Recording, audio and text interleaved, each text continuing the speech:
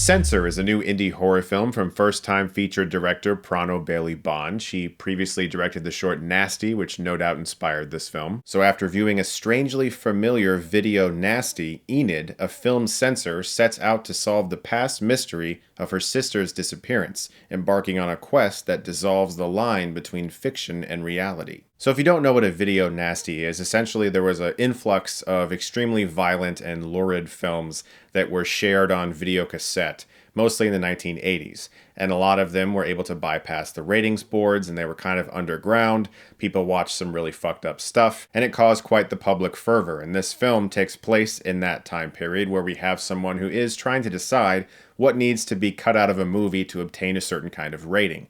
She watches incredibly gory, violent, and inappropriately sexual things all day to try to figure out what rating a film should get. Films like this have almost become their own subgenre. You have Blowout, the great Brian De Palma film with John Travolta. He records sounds for movies and he's working on horror films. Or there's Berberian Sound Studio with Toby Jones, which is also about a sound engineer's work on an Italian horror film. But a plot like this is obviously ripe for horror. Someone is forced to watch the most fucked up things all day, the kinds of stuff that we normally don't see in a movie because somebody like the woman in the film said you have to cut that out, otherwise it can't be released with a rating. She's essentially Alex from A Clockwork Orange, except she's paid to do it, and she kind of enjoys it. I had a great time with this movie, and it wasn't just because I got to see it in a theater, which was amazing.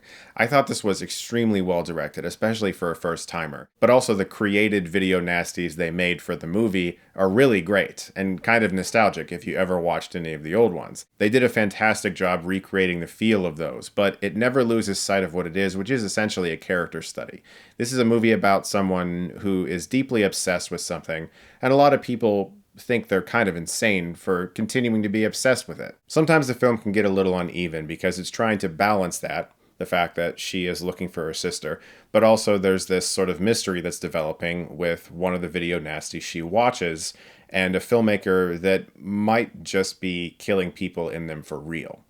And that's definitely the more interesting part of the film. Unfortunately, the search for her sister can sometimes feel like it's on the back burner and not exactly the primary focus. And when the two kind of converge, I could see some people being disappointed in the finale. There are aspects of it that are going to be polarizing for sure, but I thought it was fairly ambitious the way she melded those two stories together. Without getting into spoilers, having people appear in the video nasty that maybe aren't there and you're sort of experiencing it through someone's POV and they might be not entirely reliable, and I think that's very frightening. The movie goes to some very deep, dark places when it comes to horror, and it's wonderfully acted all the way through.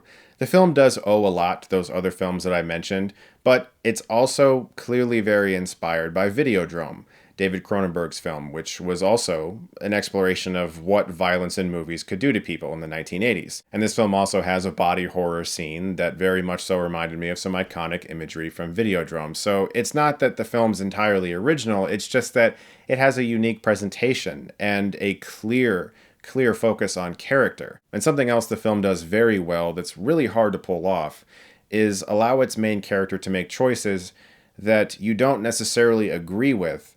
You don't really condone what she's doing, but you kind of are okay with it. When you have movies where characters are in life or death scenarios and they're trying to survive and they keep doing stupid things, it can get very annoying and you can check out from the movie and it can just lose you because you're not following the choices the characters are making. This film achieves a very difficult balancing act of showing a character make choices that aren't really good choices. But because you can understand the state of her mind and how she's becoming increasingly more unhinged, you kind of go with it. And you're okay with some of those choices that you might not normally be okay with. And that's really hard to accomplish. Censor definitely owes a lot to other films of the 1980s, but I think it's a really original vision. And I can't wait to see what else this director does. I'm going to give Censor a B. Guys, thank you so much, as always, for watching. Look forward to more reviews very soon, and if you like this, you can click right here and get Stuckmannized.